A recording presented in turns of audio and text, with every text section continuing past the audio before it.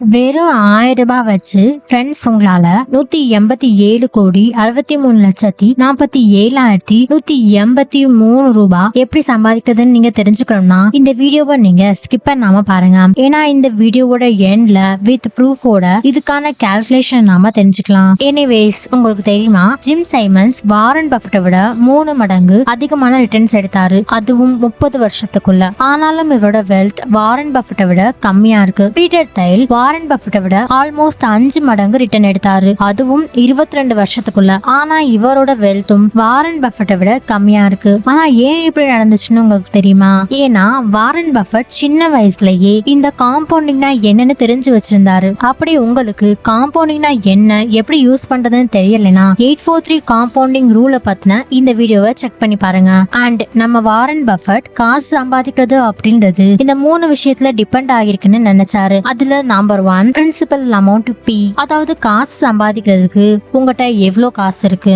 Number 2 R, அதாவது எவ்வளவு rate of interest உங்களால எடுக்க முடியும். நம்பர் 3 T, அதாவது டைம். அவரு சின்ன வயசுல இருந்தப்போ அவர்கிட்ட காசு இல்ல, ஆனா அவரு நானே சின்ன பையன் என்கிட்ட காசு இல்லைன்னு அவர் சொல்ல, பதிலா அவர் இப்படி யோசித்தாரு, என்னன்னா இப்ப வேணா என்கிட்ட காசு இல்லாம இருக்கலாம், ஆனா என்கிட்ட டைம் அதிகமா இருக்கு, ரேட் ஆஃப் இன்ட்ரெஸ்ட என்னோட ஸ்கில் மூலமா அதிகரிக்க முடியும், இதனால காம்பவுண்டிங் எனக்கு ஒர்க் ஆகும் அப்படின்னு நினைச்சாரு. நம்மளும் இதே போல்தான் யோசிக்கணும். இப்போ வேணா நம்மகிட்ட காசு இல்லாம இருக்கலாம், இல்லனா கம்மியான காசு இருக்கலாம், ஆனா நம்ம கிட்ட டைம் இருக்கு. இந்த டைம் இந்த ஈக்குவேஷனோட இம்பார்ட்டன்ட் பார்ட். ஆனா அந்த அளவு டைம் 40 வயசுக்காரர் கிட்ட இருக்காது. ஆனா அவர் இயர்லி 1 crore சம்பாதிச்சாலும் யூஸ் என்ன?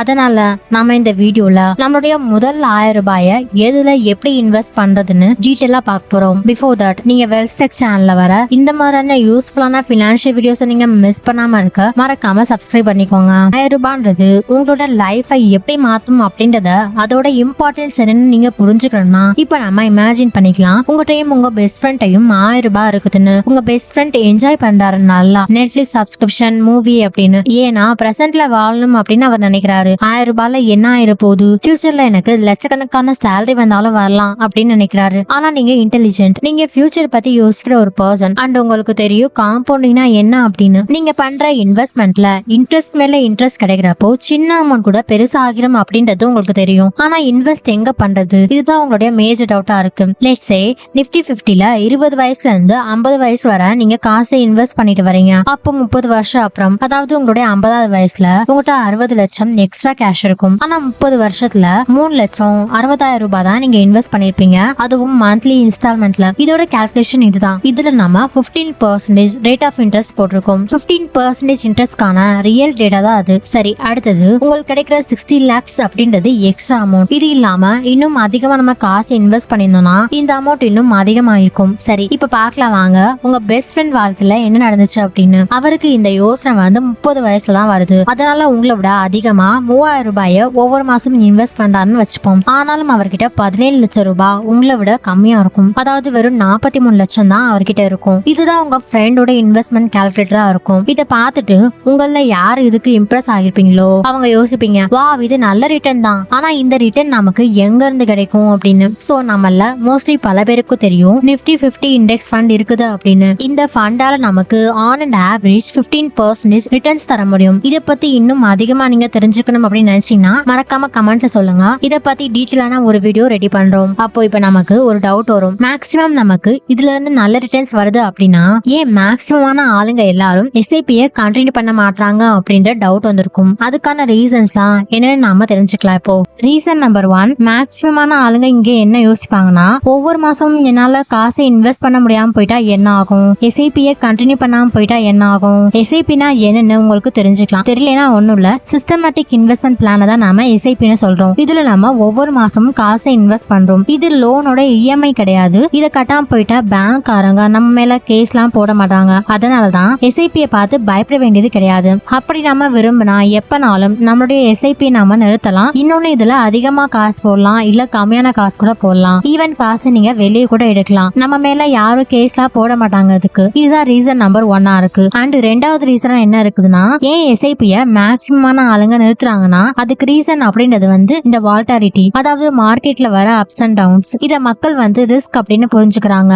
வாங்க இத ரியல் எக்ஸாம்பிள்ல இருந்து பார்க்கலாம். இது நிஃப்டி 50ல இருக்க ஆக்சுவல் டேட்டா. இதுல இருக்க மொத காலம் காலம் இன்வெஸ்ட்மெண்ட் டேட், எந்த நாள் நம்ம நிஃப்டி 50ல இன்வெஸ்ட் பண்றோம் அப்படின்னு. செகண்ட் காலம் வந்து cumulative invested amount, அதாவது இதுவரை எவ்வளவு காசு இன் டோட்டல் நம்ம இன்வெஸ்ட் பண்ணிருக்கோம் அப்படின்றத சொல்லுது. தேர்ட் காலம் வந்து மார்க்கெட் வேல்யூ, அதாவது நம்ம இன்வெஸ்ட்மெண்ட் காசு எவ்வளவு ஆகிருக்கு. இப்போ ஃபர்ஸ்ட் ரோல 30th June 1999ல 1000 இன்வெஸ்ட் பண்ணிருக்கோம், அப்போ அது வந்து 1000 இருக்கும். அடுத்து 30th July 1999ல இன்னொரு 1000 இன்வெஸ்ட் பண்றோம். டோட்டல் நம்ம எவ்வளவு இன்வெஸ்ட் பண்ணிருக்கோம்னா 2000 ரூபாய். லாஸ்ட் மந்த் ஒரு 1000 ரூபாய் இன்வெஸ்ட் பண்ணிருக்கோம், இந்த மந்த் ஒரு 1000 ரூபாய் இன்வெஸ்ட் பண்ணிருக்கோம் அப்படின்னு வச்சுக்கோம். இதோட மார்க்கெட் வேல்யூ வந்து இப்போ 2104 ரூபாயா ஆகுது. இப்போ இதுல இன்வெஸ்ட் பண்ணிருக்க ஆளுங்க வந்து ரொம்ப சந்தோஷப்படுவாங்க.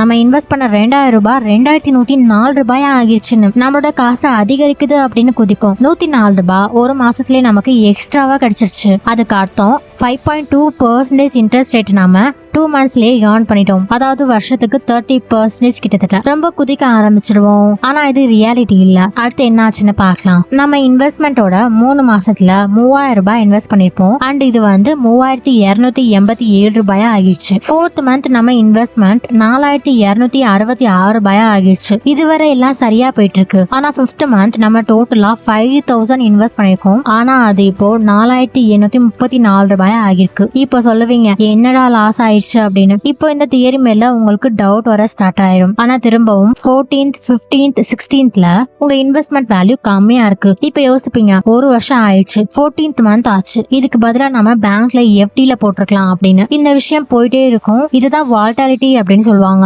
நீங்க 28th மந்த்ல பாருங்க, நீங்க இன்வெஸ்ட் பண்ணி 2 வருஷம் மேல ஆயிடுச்சு. நீங்க இன்வெஸ்ட் பண்ண 28000 ரூபாய் 20267 ரூபாயா ஆகிடுச்சு. அடுத்து 4 வருஷம் அப்புறம் 48000 வேல்யூ 42838 ரூபாயா ஆயிடுச்சு. அட இங்கதான் எல்லாரும் சொல்லுவாங்க என்ன இது மோசமா போயிட்டு இருக்கு அப்படின்னு. காசு எல்லாத்தையும் வெளியே எடுத்துருவோம். யூஸ்லெஸ்ஸான ஒரு வீடியோவை பார்த்துட்டோம் இன்னைக்கு. இந்த தியரிய சொன்ன ஜான் பாக்ல ஒரு இடியட் அப்படின்னு நம்ம நினைப்போம். அப்படி யோசித்து நீங்க உங்க காசை எடுத்ததுமே உங்களுக்கு லாஸ் தான் ஏற்படும். ஏன்னா ஸ்டாக் மார்க்கெட்ல ஆக்சுவல் லாஸ் எப்ப நடக்குதுன்னா உங்க காசை வெளியே எடுக்கிறப்பதான். ஏன்னா இதெல்லாம் பேப்பர் லாஸ் தான். பதிலா யாரெல்லாம் SIP கண்டினியூ பண்றாங்களோ அவங்களுக்கு தான் ரிட்டர்ன்ஸ் கிடைக்கும். ஸோ 30/10/2007ல டோட்டலா 1,00,000 rupees இன்வெஸ்ட் பண்ணிருப்போம். நீங்க இன்வெஸ்ட் பண்ணிருக்க அந்த 1,00,000 ரூபாய் அப்படின்றது 4,12,916 ரூபாயா இருக்கும். இது திரும்பவும் கம்மியாக போறது இல்ல, அதிகமாயிட்டே போயிட்டு இருக்கும். 2nd May 2020 அன்னைக்கு நீங்க 2,15,000 ரூபாய் இன்வெஸ்ட் பண்ணிருப்பீங்க.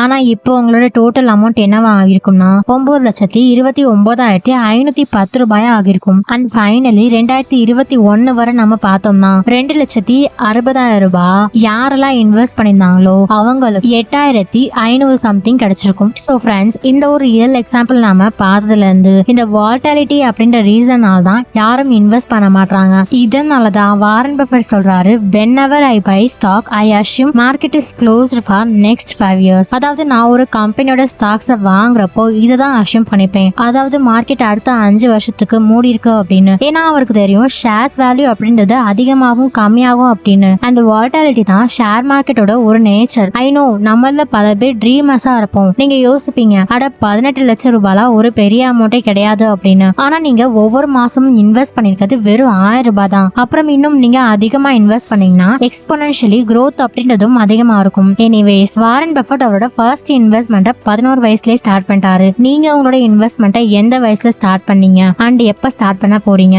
லெட்ஸ் சே வாரன் பஃபெட்டோட நாம 9 இயர்ஸ் லேட்டரா நம்மளுடைய 20sல நாம இன்வெஸ்ட் பண்ண ஸ்டார்ட் பண்றோம் அப்படின்னு எடுத்துப்போம். 1000 ரூபாய் நம்ம ஒவ்வொரு மாசமும் காசு போட்டே இருக்கும். அண்ட் லட்சம் ரூபாய் நமக்கு சேலரி இன்க்ரீஸ் ஆனாலும் நம்ம எந்த காசும் இன்க்ரீஸ் பண்ணல. பாருங்க, வாரன் பஃபெட்டோட ஏஜ் இப்போ 91 இயர்ஸ் அண்ட் அவருடைய net Worth 6.41 lakh crore rupees. இப்போ நீங்க சொல்லுங்க, உங்ககிட்ட எந்த ஒரு ஸ்கில் செட்டும் இல்ல, நம்ம வெறும் இண்டெக்ஸ் ஃபண்ட்ல மட்டும் தான் இன்வெஸ்ட் பண்ணிட்டு இருக்கோம். அப்போ உங்களோட நெட் வொர்த் 91 ஏஜ்ல எவ்வளவு இருக்கும்? 15% ரிட்டர்ன் நமக்கு கிடைக்கும் அப்படின்னு நம்ம எக்ஸ்பெக்ட் பண்ணுவோம்னா மாசத்துக்கு 1000 ரூபாய், வருஷத்துக்கு 12,000 ரூபாய் மட்டும் தான் நம்ம இன்வெஸ்ட் பண்ணிட்டு இருந்தோம்னா அண்ட் இத 20 வயசுல ஸ்டார்ட் பண்றோம். நம்மளுடைய ஏஜ் 91 ஆகுறப்போ நம்மகிட்ட 187,63,47,170 ரூபாய் இருக்கும். இந்த அளவு ரிட்டர்ன்ஸ் நமக்கு கிடைக்க நம்ம வாரன் பஃபட் மாதிரி எந்த ஒரு கம்பெனியோட ஸ்டாக்கையும் நம்ம அனலைஸ் பண்ண வேண்டியதில்லை. இருந்தாலும் நம்ம 91 வயசு வரை இருப்போமானு தெரியல.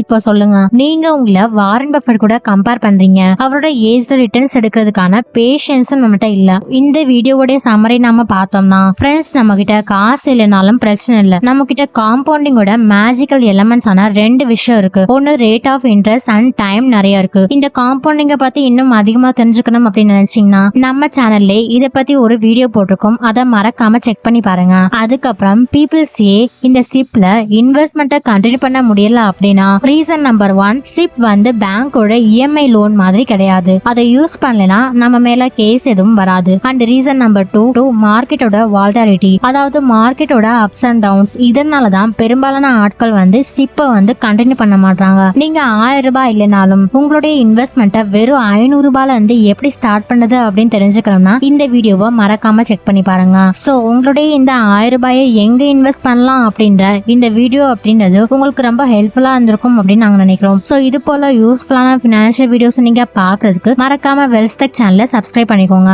அண்ட் நீங்க எங்களை இன்ஸ்டாகிராம்ல ஃபாலோ பண்ணணும் அப்படின்னு நினைச்சீங்கன்னா இந்த வெல்ஸ்டெக்ஸ் அப்படின்ற இன்ஸ்டாகிராம் பேஜை ஃபாலோ பண்ணிக்கோங்க. தேங்க்ஸ் ஃபார் வாட்சிங்.